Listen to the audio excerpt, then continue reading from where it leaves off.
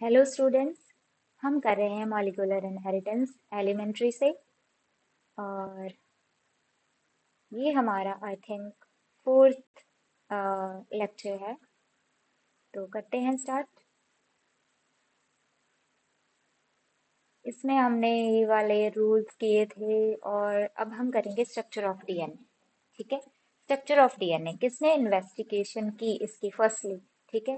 तो Watson and Crick famous है। ठीक है। वॉटसन एंड क्रिक का मॉडल ही हम पढ़ते हैं और इन्होंने नोबेल प्राइज भी लिया। ठीक है। ये आप कर लेना। Watson and Crick model DNA chemical composition और मॉलिक्यूलर स्ट्रक्चर आज हम पढ़ेंगे। तो ये किसके बेस के ऊपर है। तो इन्होंने कहा कि पहले तो दो न्यूक्लियोटाइड चेन्स के स्ट्रैंड होंगे ऐसे ऐसे। ठीक है। तो इन्होंने कहा a DNA molecule formed two long polynucleotide chains जिसे हम कहेंगे डीऑक्सी राइबो न्यूक्लियोटाइड्स। ठीक है। Deoxyribonucleotides. फाइन। तो इसकी क्या हो जाएंगी हमारे पास दो लेयर्स होंगी, चेन्स होंगी। ठीक है।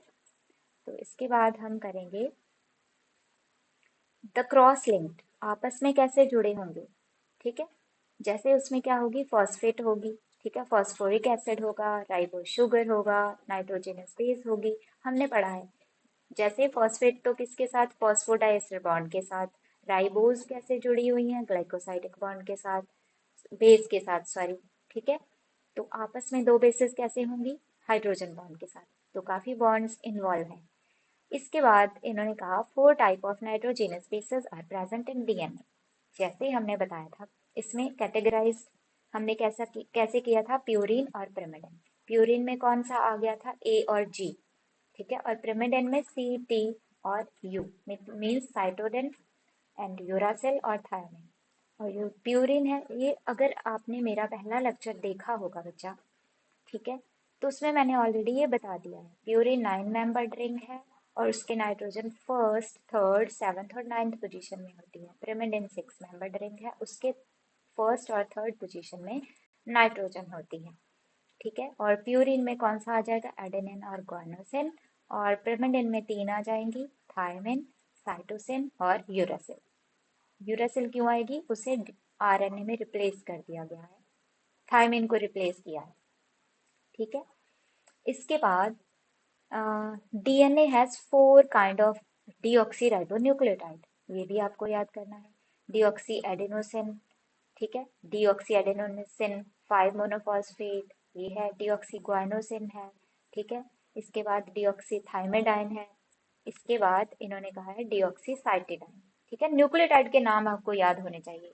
मोनोफॉस्फेट तो आप कर ही लोगे यहाँ पर। Deoxy adenosine, guanosine, mono sorry that is thymidine और ये एक और है साइटेमिन। इसका आपको पता होना चाहिए। ग्लाइकोसाइडिक बॉन्ड भी हमने कर लिया है पर यहाँ पर अगर इन्होंने जितना बताया है हम करेंगे। Nitrogen bases are attached. Bases एक दूसरे के साथ अटैच हैं carbon first and ribose sugar through the glycosidic bond. Nitrogen base plus sugar कौन सा बॉन्ड ग्लाइकोसाइडिक बॉन्ड। ठीक है। अब इसमें ग्लाइकोसाइडिक में मैंने आपको बताया था जो प्यूरिन थी उसकी 1 N इन्वॉल्व होती है फर्स्ट कार्बन से। ठीक है। बेस की फर्स्ट सॉरी राइबोस शुगर की फर्स्ट कार्बन और बेस की फर्स्ट नाइट्रोजन। ठीक है। प्यूरिन में पिरिमिडिन में क्या है जो नाइट्रोजनस बेस है उसकी नाइट्रोजन नाइन्थ और उसकी तो फर्स्ट कार्बन होगी ही है ना ये वाली जो बेस की ये फर्स्ट कार्बन है वो अटैच होगी। तो जो बॉन्ड बन रहा है किसके बीच में इन्होंने कहा the bond between adjacent nucleotide दो न्यूक्लियोटाइड के बीच में क्योंकि फॉस्फेट अटैच कर रही है ना ये वाली शुगर को दूसरी शुगर के साथ ये। तो ये जो बॉन्ड बन रहा है इसे हम कहेंगे फॉस्फोडाइएस्टर बॉन्ड। ठीक है। Phosphodiester bond.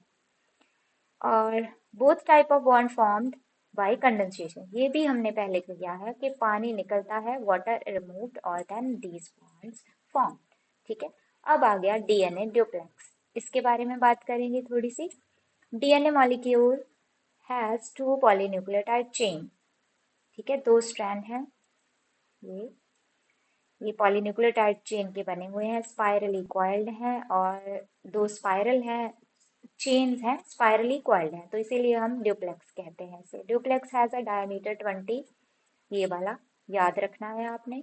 दो स्ट्रैंड है, not coiled with each other but the whole double strand duplex is coiled. ठीक है, सारा ही कॉइल्ड हुआ है। अब कैसे कॉइल हुआ है, इसे हम कहते हैं राइट हैंडेड मैनर, याद रखना है। पहला पॉइंट क्या है बच्चा इसमें कि डायमीटर कितना है 20 एंगस्ट्रॉम। दूसरा क्या है, राइट हैंडेडली मैनर में वो एक दूसरे के ऊपर क्या है, कॉइल्ड है, ट्विस्टेड है। Coiling become plectonemic. कैसे, the two strand can not be separate without completely unwinding of them, जैसे रोप होती है, ठीक है, अदरवाइज वो कॉइल होते ही रहेंगे। तो इसे हम कहते हैं प्लेक्टोनेमिक, मतलब सारे अलग करने, मीन्स सारे चेन है जो हमें अलग करनी पड़ेगी फिर ही वो अलग होंगे। Due to the spiral twisting the DNA duplex comes to have two type of alternative groups. तो अगर मैं यहाँ पर आपको बनाकर दिखाऊं कैसे, जैसे ये वाला है,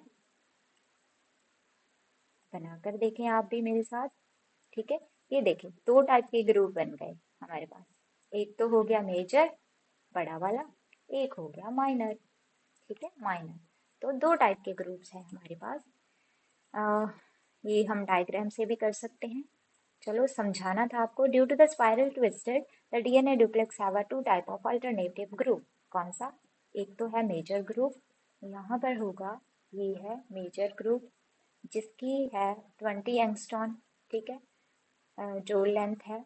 और माइनर सॉरी, जो लेंथ है मेजर की वो तो 22 है ना, 12 नहीं, 22 है। और जो जो माइनर आ रहा है यहाँ पर उसकी है 12। ठीक है, इसके बाद जैसे ना डीएनए की फॉर्म्स होती हैं, ए, बी, ठीक है, और जेड टाइप, ये है। तो हमारे पास नॉर्मली जो सबसे ज्यादा मिलता है नेचर में, मीन्स एग्जिस्ट करता है, तो बी टाइप है। इतना याद रख लें बस आप, कि डीएनए की फॉर्म मिलती है तीन टाइप की, ए, बी और जेड, उसमें से बी टाइप का है जो सबसे नेचुरली अकरिंग है। तो ये हमारा जो डीएनए क्रिक और वेटसन ने दिया था वो बी फॉर्म में हमें मिला। One turn off the spiral, जो एक टर्न है स्पाइरल की, ठीक है, उसका जो डिस्टेंस है, जैसे हम, वेट, मैं इसे रब कर देती हूँ पहले, कंफ्यूजन। हाँ जी, तो one turn off the spiral, one turn, एक प्रॉपर टर्न जैसे हम कहते हैं जिसमें मेजर और माइनर ग्रुप दोनों आ जाएं, मेजर और माइनर ग्रुप दोनों आ जाएं, उसकी लेंथ कितनी है 34 एंगस्ट्रॉम। ठीक है, जैसे यहाँ से टर्न स्टार्ट हुई, यहाँ पर खत्म हुई, तो इसकी क्या है 34 एंगस्ट्रॉम लेंथ है। ठीक है, द लेंथ कंटेन, अब ये कितने न्यूक्लियोटाइड होंगे 10। ठीक है, और जो दो बेस पेयर हैं, ये ऐसे ये वाले, इनके बीच वाली जो लेंथ है बच्चा वो 3.4 एंगस्ट्रॉम होगी। ठीक है, बहुत इंपॉर्टेंट है, याद रखना। और इसके बाद ये डायग्राम भी इंपॉर्टेंट है। बैकबोन ऑफ द डीएनए, मैंने पहले लेक्चर में ऑलरेडी बताया था कि बैकबोन कौन बना बना रहा है, एक तो sugar, ribo sugar plus phosphoric acid, मतलब फॉस्फेट। ठीक है, मीन्स फॉस्फेट, ये बनाते हैं बैकबोन। क्यों, बेसिस क्यों नहीं बनाती, क्योंकि अंदर वाली साइड इन राइट एंगल, ठीक है, ऐसे अंदर वाली साइड होती है, ठीक है, प्रोजेक्टेड टू राइट एंगल्स, तो ये नहीं बनाएंगे। ठीक है, तो deoxyribose sugar phosphoric acid form a backbone strand while the nitrogenous base at right angle to it अंदर को चली जाती है अल्टरनेटिव मैनर में, तो वो बैकबोन नहीं बनाएंगी। ठीक है, इसके बाद पोलैरिटी हमने पिछली वीडियो में किया था, अगर देखी हो आपने, तो इसमें हमने क्या कहा था कि इसकी जो फिफ्थ पोजीशन है, ये वाली फिफ्थ वाली, उसमें 5 एंड पे जो फॉस्फेट है वो क्या है, फ्री है, फ्री है। और इसकी जो 3 OH है वो फ्री है, तो इसे हम कहते हैं पोलैरिटी। कौन सा पार्ट फ्री है, ठीक है, पढ़ते हैं। द पॉलीन्यूक्लियोटाइड चेन, उसकी क्या है, एक पोलैरिटी है, डायरेक्शन है। One end of the each DNA strand has free phosphate moiety, कहाँ पर, फिफ्थ पोजीशन पे, शुगर की। ठीक है, और दूसरी साइड 3 3 OH ग्रुप है थर्ड पोजीशन पे किसके, राइबोज सॉरी, हाँ राइबोज शुगर में। तो इसे हम कहते हैं डायरेक्शन और पोलैरिटी ऑफ द डीएनए, जैसे इन्होंने बताया है 5 और 3। ठीक है, कॉम्प्लीमेंटेरिटी भी आज ही हम करेंगे। इसमें क्या है, कॉम्प्लीमेंट्री बेसिस मीन्स डीएनए में क्या है, 4 टाइप की क्या है, बेसिस है। ठीक है, कौन सी है, ए के साथ जी हमने किया था, ये वाली हो गई प्यूरिन। और हमने कहा था प्रेमेडेन, जिसमें आ जाता है सी, टी और यू। ठीक है, तो यहाँ पर पढ़ते हैं base pairing of the formed in a DNA double helix between purine one strand and pyrimidine। एक स्ट्रैंड में तो प्यूरिन होगी तो दूसरे में क्या होगी, pyrimidine होगी। ठीक है, जैसे ए तो है प्यूरिन और जो इसके साथ हो रही है टी वो क्या है, pyrimidine। ठीक है, तो ए इसके साथ, जो ए है always find with the T, ठीक है, और सी ऑलवेज फाइंड विद द जी, ऐसे ही याद रख लो आप। अब इसके साथ हम ये कर सकते हैं कि ए हमेशा डबल बॉन्ड बनाएगा टी के साथ और जी हमेशा ट्रिपल बॉन्ड बनाएगा, सॉरी सी के साथ। तो किसे तोड़ना आसान होगा, ए टी को तोड़ना आसान होगा। ठीक है, तो अगर ये वाला एज वॉज प्रूव्ड, ठीक है, by the specific purine pyrimidine combination कि ए हमेशा टी के साथ लगेगी, जी हमेशा सी के साथ लगेगी, तो इसे ही हम कहते हैं कॉम्प्लीमेंट्री बेसिस। ठीक है, कॉम्प्लीमेंट्री, जैसे वो एक दूसरे का के साथ पेयरिंग कर रहे हैं तो हम क्या कहते हैं, कॉम्प्लीमेंट्री बेस पेयरिंग। ठीक है, इसके बाद आ गया हाइड्रोजन बॉन्ड। हाइड्रोजन बॉन्ड में मैंने अभी अभी आपको बताया कि जो ए है वो टी के साथ डबल बॉन्ड बनाएगी और जी है जो सी के साथ ट्रिपल बॉन्ड बनाएगी। बस इतना ही, तोड़ना किसे आसान है, ए टी को। एंटी पैरेलल का मतलब क्या है बच्चा, दो स्ट्रैंड है, जैसे डीएनए के। तो अगर यहाँ पर 3 OH फ्री है और नीचे यहाँ पर क्या है 5 N है, तो जो उसके साथ वाला होगा ना, ये वाला स्टैंड, उसके ऑपोजिट पोलैरिटी होगी उसकी। यहाँ पर इसका 5th एंड फ्री होगा और यहाँ पर इसका 3। ठीक है, तो बुक से पढ़ते हैं हम आपकी। The two strand of the DNA duplex parallel होते हैं बट द ओरिएंटेशन, मतलब उसकी डायरेक्शन ऑपोजिट होती है।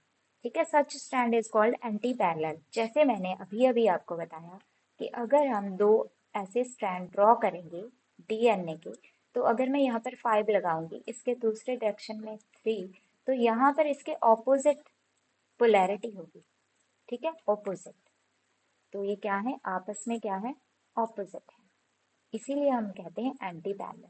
The anti-parallel strand form the right-handed helix. The 5 end of the one strand lies opposite to the 3। अगर एक का 5 है तो उसके साथ ही दूसरे का 3 होगा, अगर दूसरे का 3 है तो फर्स्ट का क्या होगा बच्चा, 5 होगा। तो इसे हम कहते हैं बच्चा एंटी पैरेलल स्ट्रैंड। ठीक है, ये हम कल करेंगे बच्चा। ठीक है, तो जितना किया उसे रिवाइज कर लेना। ठीक है, थैंक यू।